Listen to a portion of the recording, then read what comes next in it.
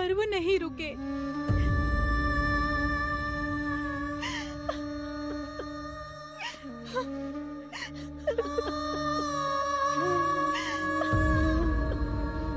ये निष्ठुरता, इतना अपमान।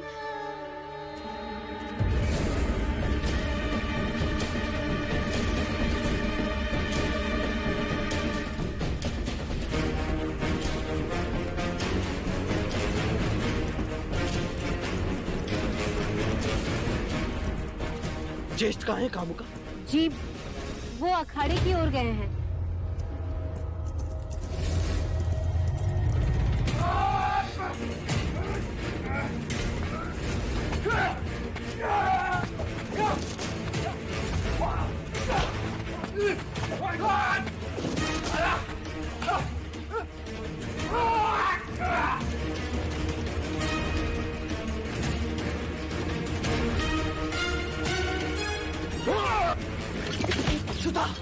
वो भी एक स्त्री के साथ। जवाब दो, तुमने एक स्त्री के साथ पशुओं ने सरवार क्यों किया? जवाब दो। वो एक गणिका है केवल, जिसने मेरी इच्छा का अनादर किया। वो बीमार थी तो उर्मिला को भेज देता। गणिकाओं से स्नेह नहीं करते। हर मनुष्य को एक दूसरे के साथ स्नेह करना चाहिए, कहना नहीं। तुम तो मनुष्य कहलाने के भी योग्य नहीं हो।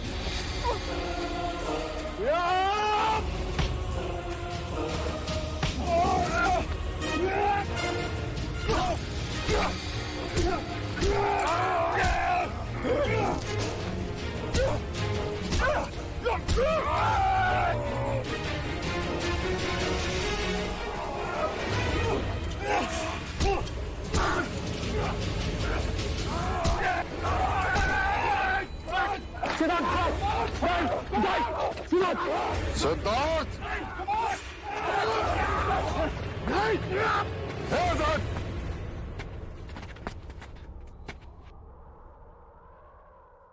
महाराज की उपस्थिति ने तुम्हें बचा लिया देवदत्त, वरना आज मैं तुम्हारा वही हाल करता।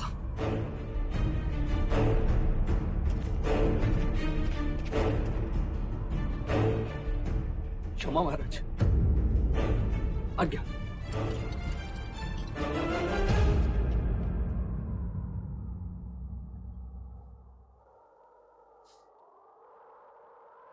आज तो हर्षोल्लास मनाने का दिन है।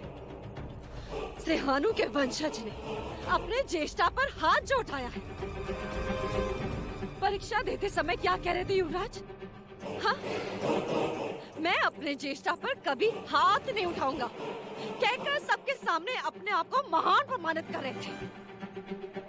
और आज लज्जा नहीं आई अपने विवेक को भूलते हुए?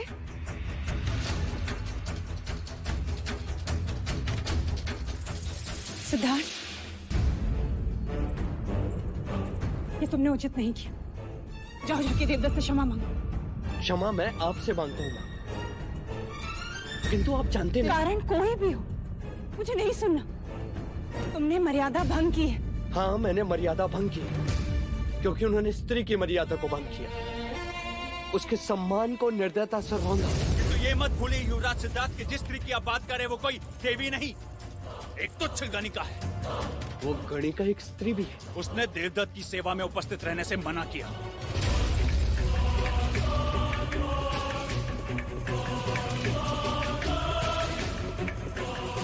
दिन के उजाले में स्त्री आदि शक्ति का स्वरूप और रात्रि होती पौरुष शक्ति का प्रयोग।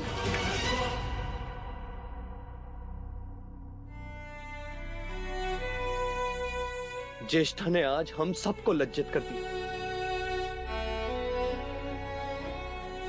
और विवेक मैं नहीं भूला। संस्कारों की होली ज्येष्ठा ने जलाई और बदनाम हुआ मैं।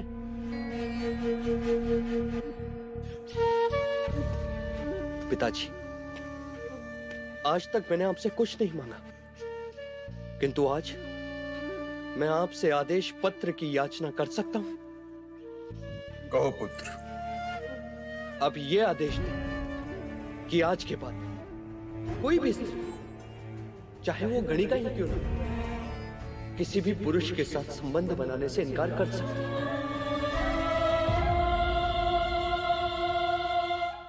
और उसके इनकार करने पर कोई उसके साथ जोर जबरदस्ती करता है, उसके सम्मान को ठेस पहुंचाता है, तो उसे वही दंड मिलेगा जो एक हत्यारे को दिया जाता है।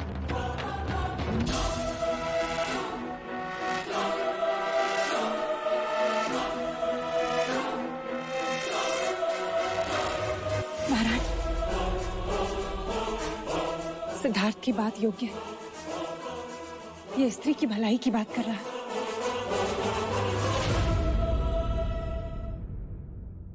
ठीक है सिद्धार्थ, जो तुम चाहोगे वही आदेश होगा। आपका ये आदेश मेरे लिए आपका दिया हुआ सबसे बड़ा उपहार है पिताजी।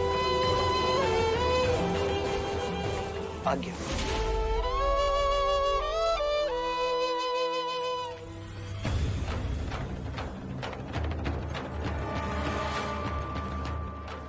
परंतु भाई महाराज। अनुज, मुझे खेद है कि सिद्धार्थ ने देवदत्त पर हाथ उठाया, परंतु इस बात से मैं प्रसन्न हूं कि आनंद भवन जाने के पश्चात उसमें आक्रामकता आई है। अखाड़े में वो ऐसे लड़ रहा था जैसे वीर क्षत्रिय लड़ रहा। उसकी आंखों में ऐसी चमक थी जिसे देखने के लिए मैं सदैव आतुर था।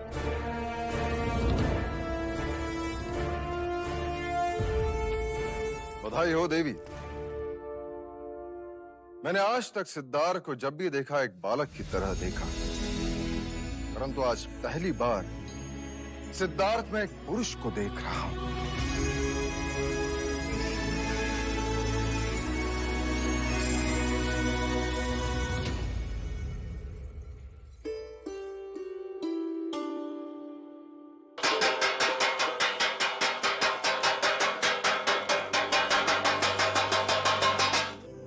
क्या हुआ? अरे क्या पूछ रही हो, क्या हुआ? यूं कहो युग बदलने का संकेत है। मैं कुछ समझी नहीं।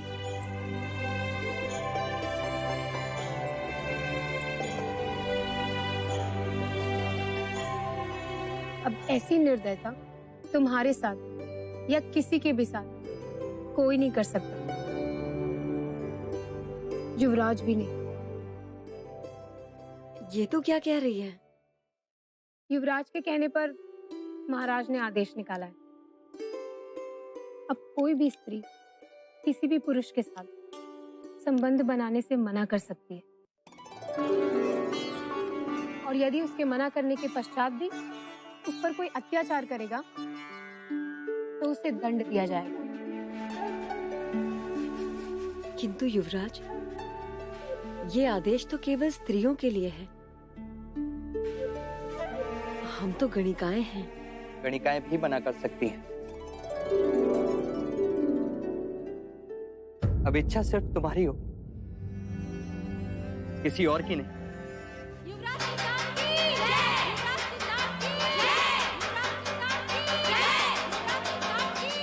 ये बात किसी चमत्कार से कम नहीं है युवराज। आपने केवल हमें ही नहीं,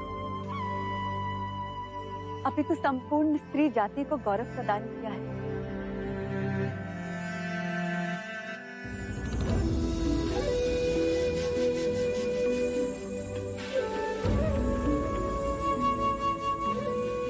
युवराज, आज मंगल घड़ी, आप यहीं रुक जाइए। नहीं, मंगल घड़ी तो भी आने वाली।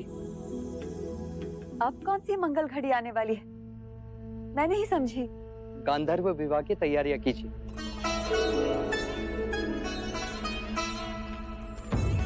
आपकी इस वीणा को लेने कोई आ रहा है। तो क्या विवाह होगा? बारात आएगी?